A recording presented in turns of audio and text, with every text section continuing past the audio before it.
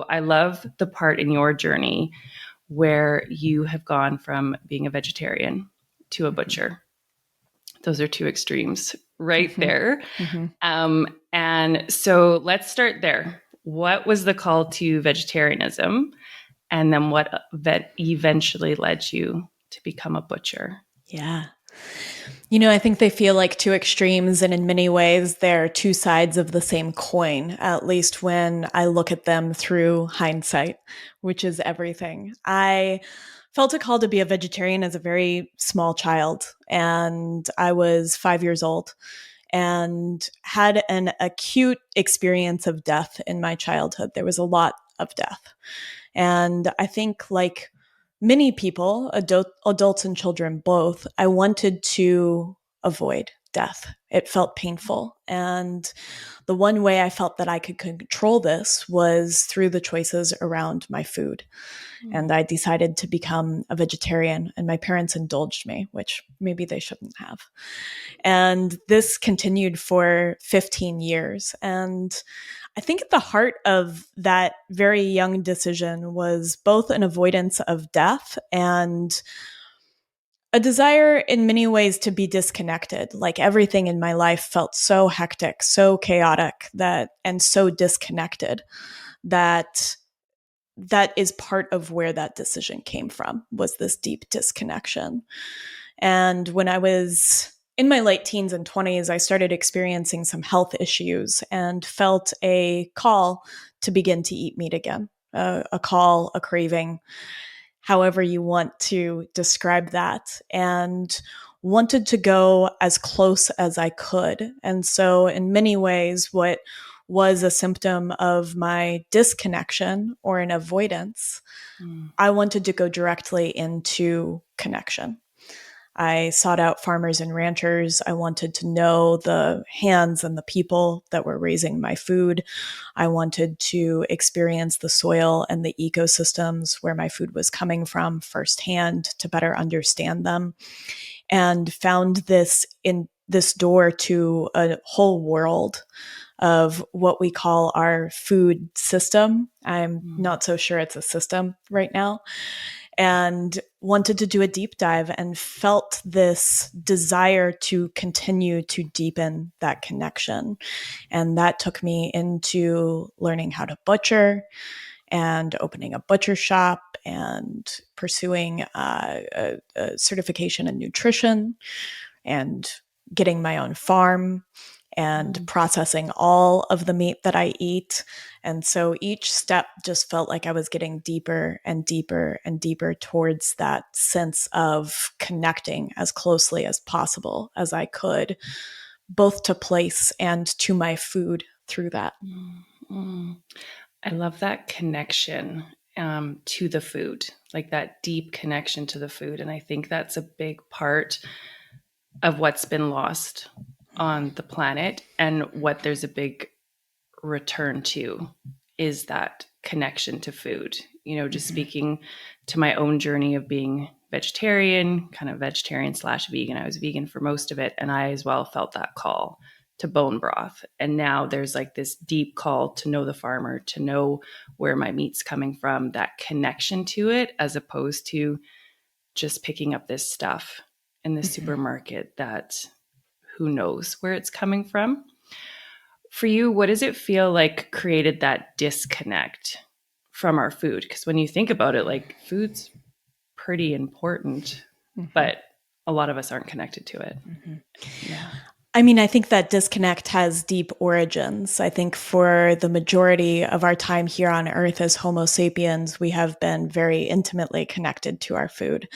And it comprised most of our day, right? To hunt, to gather, to process our food, and more importantly, to do this in community and to sit around a campfire and consume that food together, to share story in the consumption of that food as a nutrient, just as important as anything that you're going to find in the food, is our birthright, and I think how things were for many, many millennia. And I think that disconnection begins to really take root as we get pushed into agriculture 12,500 years ago from a sort of change in climate. And we began to become rooted in place, and we fundamentally shift our relationship with food into something that becomes more of a hierarchy, more of a system of control.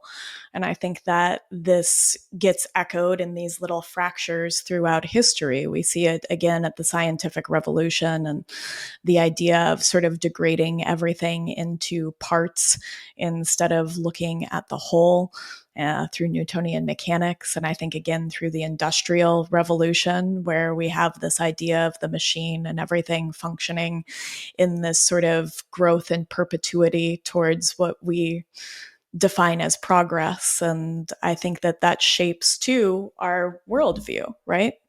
We move from viewing the cycles of nature as the template for our psyche into having this sort of linear path, this race to who knows where.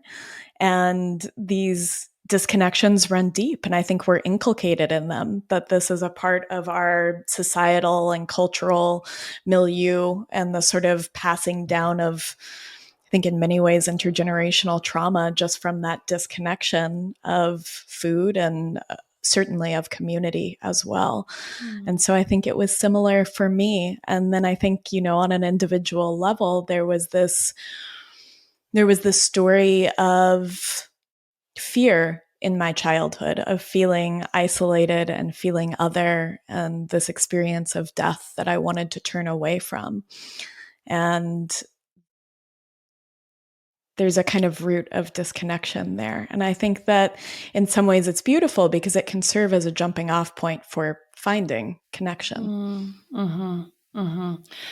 Yeah. What I really receive from that is this disconnection that we're feeling on the planet from our food, from community, from each other, can be like a jumping off point to really start to reconnect and find that interconnectedness between all things. I listened to your talk from Rome Ranch. What was it called? Hope. Everything happens in relationship. Yes. And I loved the story of you're going to have to help me here. The thing on the bison. What was on the bison? Seed. The seed. Okay. Yeah. And just how it travels and it goes through all these stages and all these different things to become this beautiful plant at the end. Is that correct? But it goes through all these things in relationship to get to that place. Yeah. So it goes through all of these different stages of interactions with other beings to eventually become a part of us. And so it traverses this transformation of matter, from, bees and insects alighting on this little seed and conferring some of their microbiome, and to the ecosystem of a bison and into the soil food web, and these relationships that happen at every step of the way. Yeah, that interconnectedness, and just some words that you spoke of in that talk that stood out so potently was we're not a being and a universe. We're a universe and a being, and that interconnectedness that runs through all of us, and that being in community and eating in community. And I think of our ancestors and slowing down. Like, what's changed so much is we're so on fast forward, in a sense, like so busy. There isn't that time to sit down and connect. I remember, childhood, it was oftentimes in front of the TV dinners, eating meals, that kind of stuff. And so that speeding up didn't allow for a beautiful meal to be shared in community. And that is part of the nutritional aspect of food, is who you're eating it with, and who you're breaking bread with, and who you're communing with just as much. Yes, as and the even actual food itself.